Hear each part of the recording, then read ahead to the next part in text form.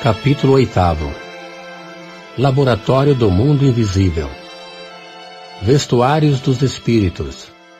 Formação espontânea de objetos tangíveis. Modificação das propriedades da matéria.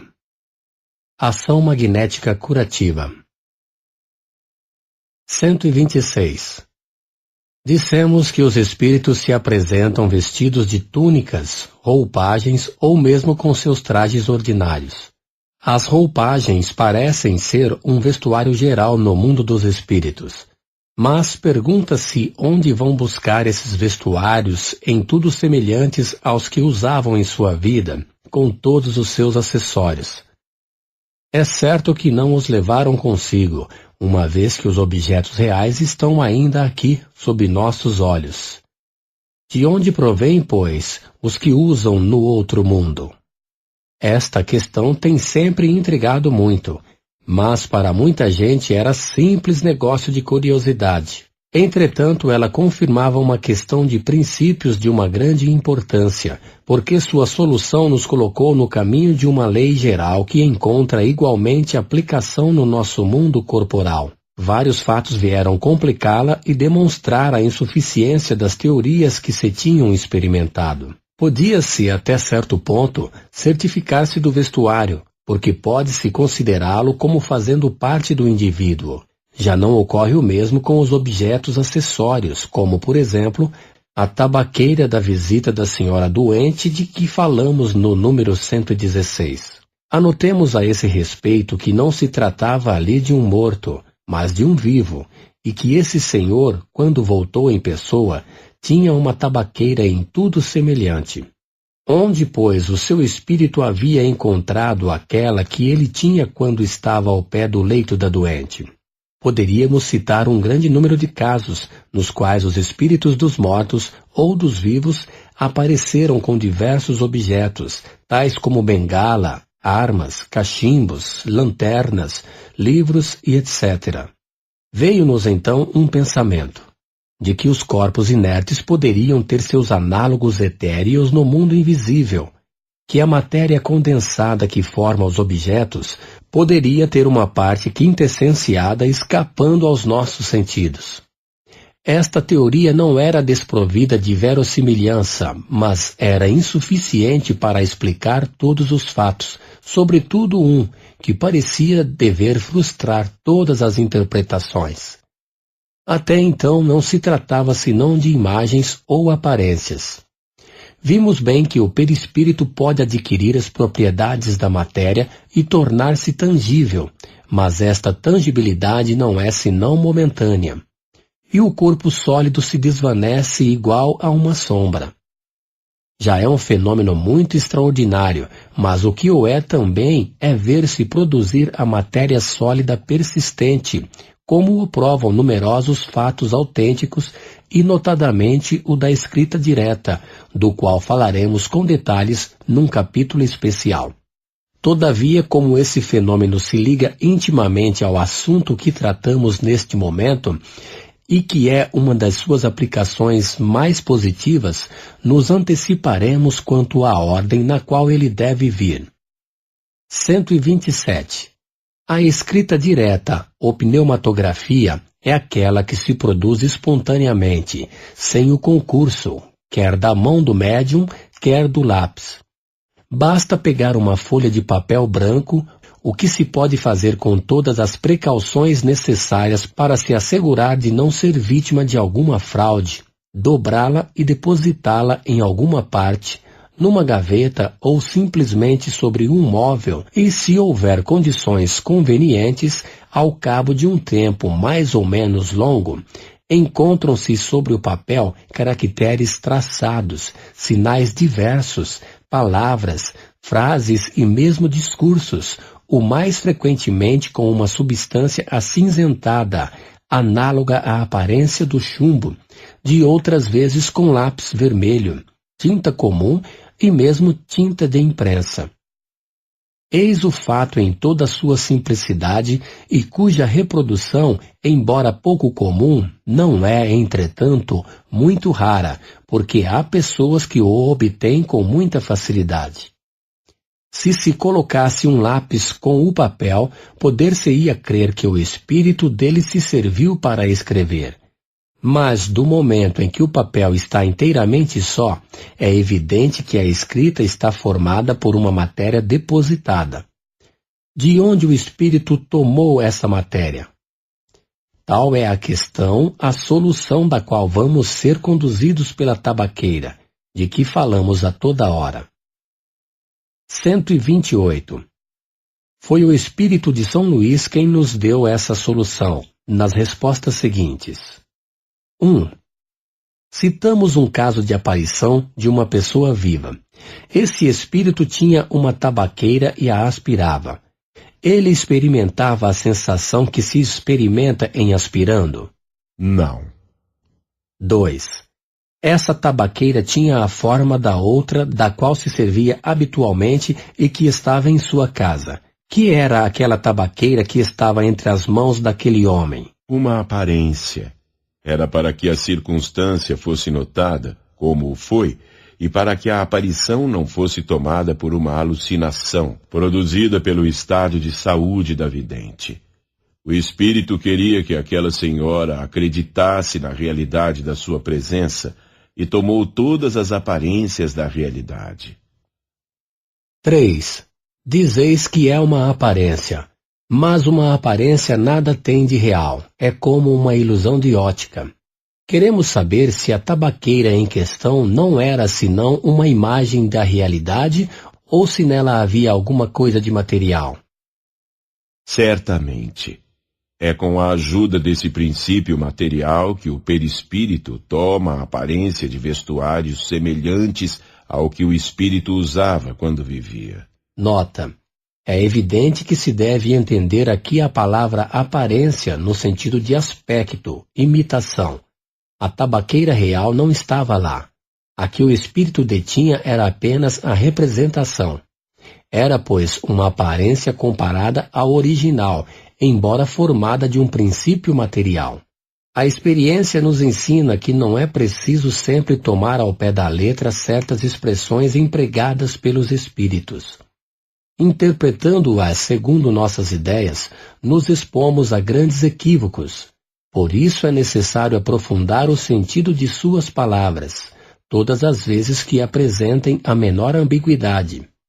É uma recomendação que nos fazem os próprios espíritos. Sem a explicação que provocamos, a palavra aparência, constantemente repetida em casos análogos, poderia dar lugar a uma falsa interpretação. 4. É que a matéria inerte se desdobraria? Haveria no mundo invisível uma matéria essencial que revestiria a forma dos objetos que vemos? Em uma palavra, esses objetos teriam seu duplo etéreo no mundo invisível, como os homens aí são representados pelos espíritos? Não é assim que a coisa se passa. O espírito tem sobre os elementos materiais, disseminados por toda parte no espaço, na vossa atmosfera, um poder que estáis longe de supor. Pode, à sua vontade, concentrar esses elementos e dar-lhes a forma aparente própria para os seus projetos.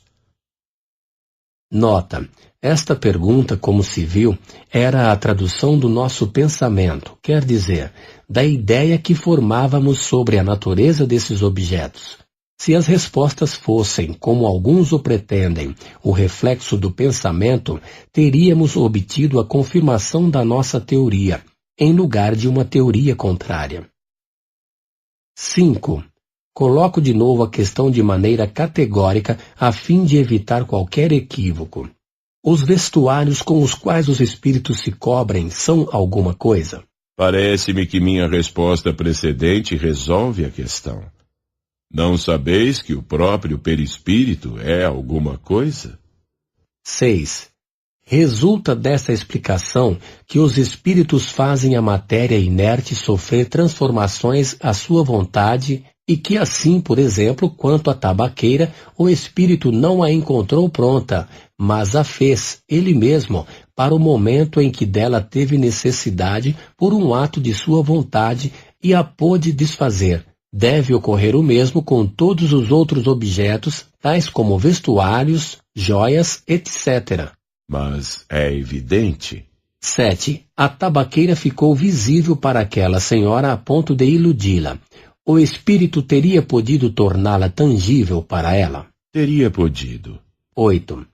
Se a ocasião se apresentasse, aquela senhora teria podido tomá-la entre as mãos, crendo ter uma tabaqueira de verdade? Sim. 9. Se a tivesse aberto, provavelmente teria encontrado o tabaco. Se tivesse aspirado esse tabaco, teria espirrado? Sim. 10. O espírito pode, pois, dar não somente a forma, mas propriedades especiais? Se o quiser. Foi em virtude desse princípio que respondi afirmativamente às questões precedentes. Tereis provas da poderosa ação que o espírito exerce sobre a matéria e que estáis longe de supor, como já vos disse. 11. Suponhamos então que ele tenha querido fazer uma substância venenosa e que, se uma pessoa a tivesse tomado, teria sido envenenada. Teria podido, mas não o teria feito. Isto não lhe seria permitido. 12. Teria o poder de fazer uma substância salutar e própria para curar em caso de doença, e o caso já se lhe apresentou? Sim, muito frequentemente. 13. Poderia então fazer também uma substância alimentar. Suponhamos que fizesse uma fruta, uma comida qualquer, alguém poderia tê-las comido e ficado saciado? Sim, sim. Mas não procureis tanto para achar o que é tão fácil de compreender. Basta um raio de sol para tornar perceptíveis aos vossos órgãos grosseiros essas partículas materiais que atravancam o espaço no meio do qual viveis. Não sabeis que o ar contém vapor d'água? Condensai-os e os conduzireis ao estado normal. Privai-os de calor, e eis que as moléculas impalpáveis e invisíveis tornam-se um corpo sólido, e muito sólido, e muitas outras substâncias das quais os químicos tirarão maravilhas mais espantosas ainda. Somente o espírito possui os instrumentos mais perfeitos do que os vossos, a vontade e a permissão de Deus. Nota: a questão da saciedade é aqui muito importante. Como uma substância que não tem senão uma existência e propriedades temporárias e de certa forma convencionais pode produzir a saciedade? Esta substância, pelo seu contato com o estômago, produz a sensação da saciedade, mas não a saciedade resultante da plenitude. Se uma tal substância pode agir sobre a economia e modificar um estado mórbido, pode muito bem agir sobre o estômago e produzir o sentimento da saciedade. Rogamos, contudo, aos senhores farmacêuticos e restauradores não conceberem ciúme, nem crerem que os espíritos lhes venham fazer concorrência. Esses casos são raros, excepcionais e jamais dependem da vontade. De outro modo, se nutriria e se curaria a preço muito bom. 14. Os objetos tornados tangíveis pela vontade do espírito poderiam ter um caráter permanente e estável e virem a ser usados? Isso poderia dar-se, mas isso não se faz. É que está fora das leis. 15. Todos os espíritos têm no mesmo grau o poder de produzir objetos tangíveis? É certo que quanto mais elevado é o espírito, mais facilmente os obtém, mas isso ainda depende das circunstâncias. Os espíritos inferiores podem ter esse poder. 16. O espírito sempre tem consciência da maneira pela qual produz seus vestuários ou os objetos dos quais oferece a aparência? Não. Frequentemente concorrem para a sua formação por um ato instintivo que eles mesmos não compreendem, se não estão bem esclarecidos quanto a isso. 17. Se o espírito pode tirar do elemento universal os materiais para fazer todas essas coisas, dar a elas uma realidade temporária com suas propriedades, pode muito bem tirar o que seja necessário para escrever e, por consequência, isto nos parece dar a chave do fenômeno da escrita direta. Enfim, chegastes onde queríeis. Nota. Era aí, com efeito, onde queríamos chegar por todas as nossas perguntas preliminares. A resposta prova que o Espírito havia lido nosso pensamento. 18. Se a matéria da qual o Espírito se serve não é persistente, como ocorre que os traços da escrita direta não desaparecem? Não critiqueis sobre palavras. Primeiro, eu não disse, jamais. Era questão de um objeto volumoso. Aqui são sinais traçados, cuja conservação é útil e se conservam. Quis dizer que os objetos assim compostos pelo Espírito não poderiam